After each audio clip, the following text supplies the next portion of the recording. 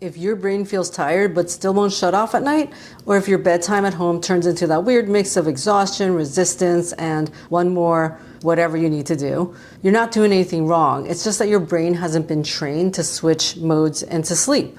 Hi there, and welcome back to the MindBodySpace Podcast. I'm Dr. Juna Bobby, your host, and my goal is quite simple. Just by listening, you begin to understand your brain a little better, your entire nervous system actually, your central nervous system, which includes your brain and spinal cord, and your peripheral nervous system, which is literally the rest of your body. If you know your nervous system, you can feel a little bit calmer, a little bit clearer, and a little more in control of how you respond to your life. And the way we do that here is through something that I call brain talk. Brain talk is just a simple way of explaining what's happening in your brain, your mind, your body, and space. So it feels less confusing, less overwhelming, and honestly, less personal. Because instead of thinking, what's wrong with me? You start to think, oh, this is what my brain is doing because I need something to eat, or I need more sleep, or I need love, whatever it may be. That one shift is where resilience starts.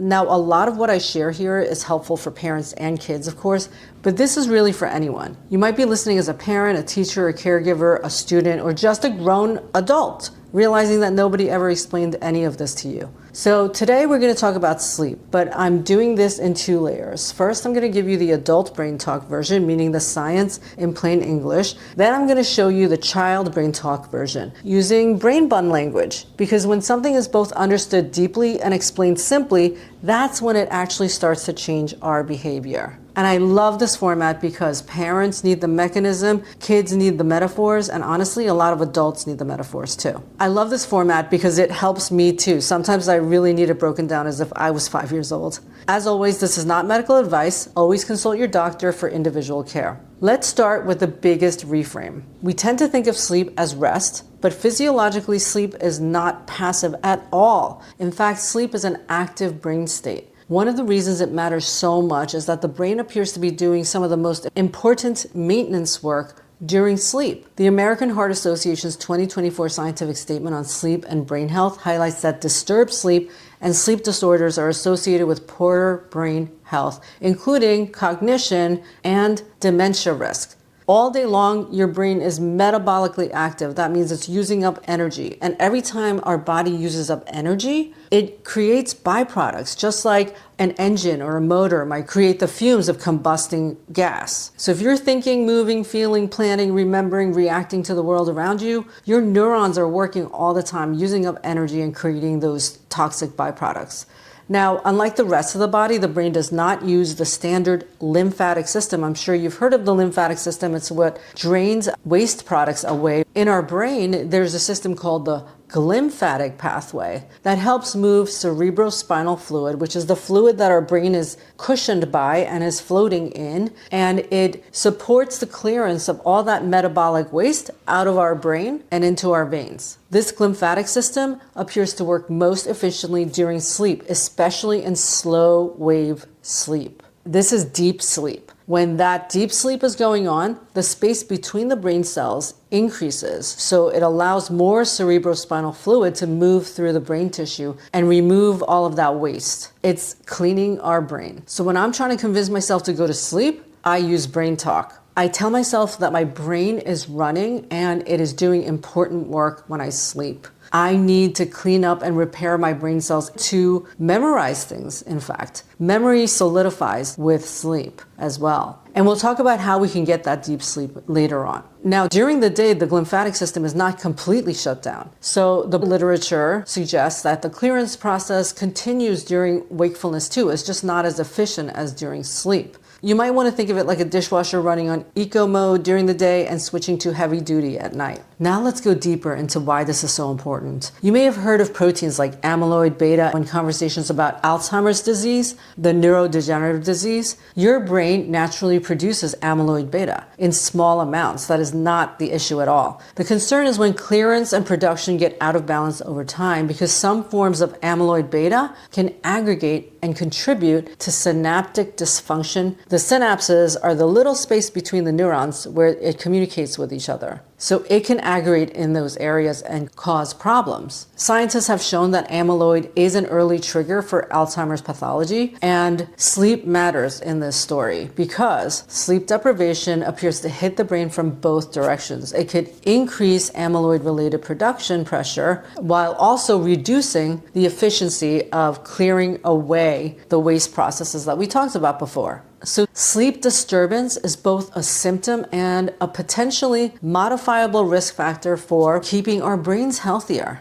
There are human studies showing that short and fragmented sleep creates greater amyloid burden and worsening cognition over time. So that doesn't mean that one bad night can ruin your brain. We're talking about like an accumulation and patterns of sleep disturbance over a long period of time. And I tell you all this so that we can remember that sleep is not a waste of time. Sleep is protective brain care. It's like everyday maintenance for our brain. Now, I told you before that the glymphatic system still works during the day. So some researchers started to ask whether if calm waking states can also support clearance of the waste products in our brain. A study found that during focused attention, meditation by experienced meditators showed changes in the cerebrospinal fluid that allowed better circulation of the fluid and therefore possibly increasing glymphatic activity. This doesn't mean that meditation replaces sleep. It's a totally different thing, but meditation may be able to help create brain states that are favorable for restorative processes, similar to what happens during the night. So the bottom line here is that we need restful sleep for brain health, and mindfulness meditation programs may improve not only the sleep quality that you're getting, but also may support daytime clearance of the toxins in our brain. So now I want to give you some practical tips on how to get into your, what I call sleep cave. I built a little app on my website for you. It's called The Sleep Cave. It's a guided program where you click through each step to get you to your restful sleep. So if you go through it a bunch of times, maybe 30 times or 60 times or 90 times, and you memorize the way it goes and it becomes routine for you, you will be setting a new sleep habit. It is a skill. Falling asleep, being asleep, and getting restful sleep is a skill that you can learn. So the Sleep Cave walks you through research-backed ways for your body to get ready for bed. If your minds are racing, we'll take care of that too. Before we get into the evidence-backed details of how to get the best sleep, a short word from our sponsor at an amazing mattress called Heston's. Years ago, I actually skipped a vacation to afford my Heston's mattress. It felt like a big decision at the time, but I chose it for one reason. It was natural, non-toxic, horsehair, wool, cotton, beautifully made, and I had babies at the time, so I was looking for a non-toxic. But what surprised me and sent me back to buy another Heston's mattress recently was because at that time, I used to wake up with back pain every day, and with my Heston's bed, I never had back pain again. When we would go away on vacation, I couldn't wait to get back home just to get into my own Heston's bed. I only collaborate with brands that I personally use and own, so make an appointment in the sleep spa to try out a Heston's mattress. It's an incredible experience. Email me at info@mindbodyspace.com for a direct introduction. I promise you, it is like sleeping on a cloud. So first, your body temperature naturally drops as you prepare for sleep. And one way to help that process along is to keep your room cool, like under 67 degrees. Another way to do it is to take a hot shower or bath about an hour before bedtime, and what happens is that hot water dilates all your blood vessels and decreases your core blood temperature because all of your blood is flowing away into your peripheral blood vessels.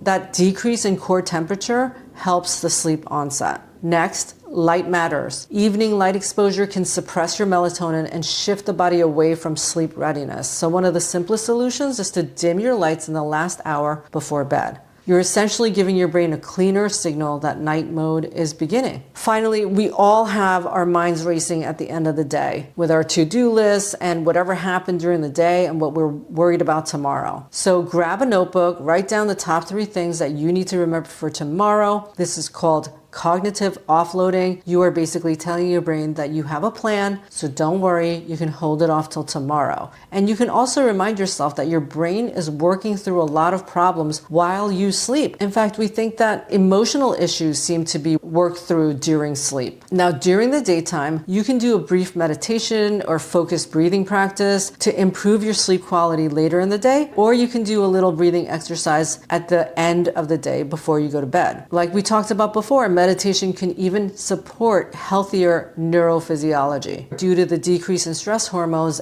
it may dilate the areas that hold the cerebrospinal fluid, allowing waste products to be cleaned out even during the day when you meditate. Now, it doesn't have to be perfect. 10 minutes of focused attention on your breath is plenty to start. If not, you can even start with one breath. And in the app, there is a progressive muscle relaxation exercise you can do interactively. So it just guides you through each part of your body. Now, I want to talk about your space. After all, this is the MindBodySpace Podcast. What you're sleeping on is very important. Some people think that firmer is better or softer is better as far as mattresses go, but studies on chronic low back pain have found that medium firm mattresses can outperform very firm mattresses for symptom improvement. So comfort matters. It's really important that you try out the mattresses when you're buying it and make sure you buy natural products that don't have anti-inflammable toxins. That's going to off-gas. So really pay attention to what you're going to buy. You are spending a third of your life in this bed.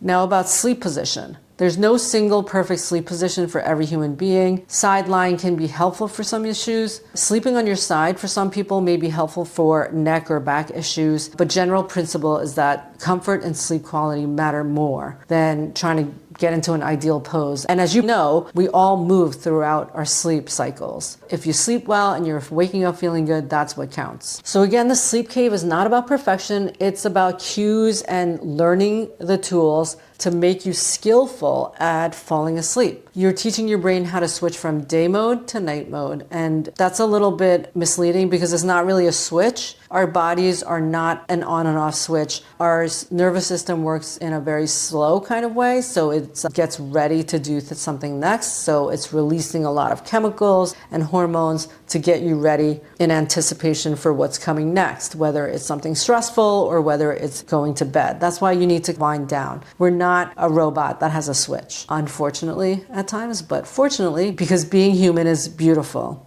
Now here's the child version. Even if you're listening without kids, stay with me because the child version is not just for children, it's also one of the clearest ways to understand something deeply. So when you learn something, we often say, see one, do one, teach one. And that teaching one is such an important part of integrating it into our long-term memory. So when we can explain something in a very simple way, that helps our brain process that information in a much deeper way than just learning it and doing it. So honestly, I often need the child version. All right, here's Brain Bun. Brain Bun says that all day long, the brain is super busy. It helps you think, play, learn, and feel your feelings and remember things. And that's a lot of work. And when your brain works hard, it makes a tiny bit of a mess. Think of it as thinking dust. This thinking dust is like a sparkly little mess that builds up from all the thinking and playing and feeling and learning. Now here's the good news.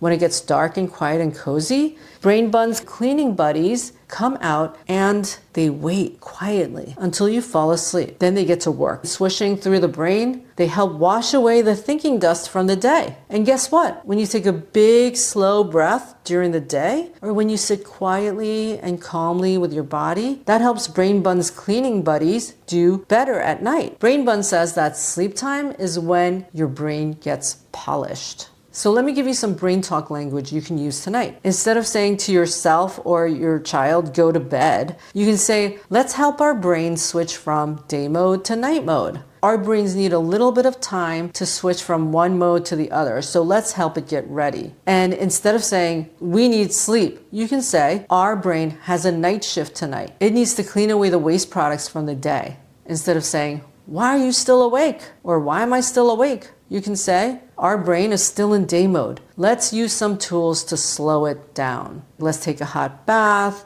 or take a few relaxing breaths, or do the progressive muscle relaxation on the Sleep Cave app at mindbodyspace.com mindbodyspace.com/sleep tips. That's mindbodyspace.com/sleep, SLEEP tips, TIPS. You'll have access to the app there that will walk you through and guide you step by step through evidence-based steps that you can take to calm your mind, body, and space. Thank you for listening. Remember that brain talk is not just for children, it's for all humans, because when we understand the brain, we stop personalizing every struggle and we start building habits with more clarity and less procrastination. So that's brain talk. Please share this with someone who could use a little more brain talk around sleep, whether it's a parent, a student, a stressed out adult, or someone just trying to understand their own nervous system a little better. Thank you so much for listening. I'm Dr. Juna Bobby. Please sleep well and let me know how the sleep cave works for you.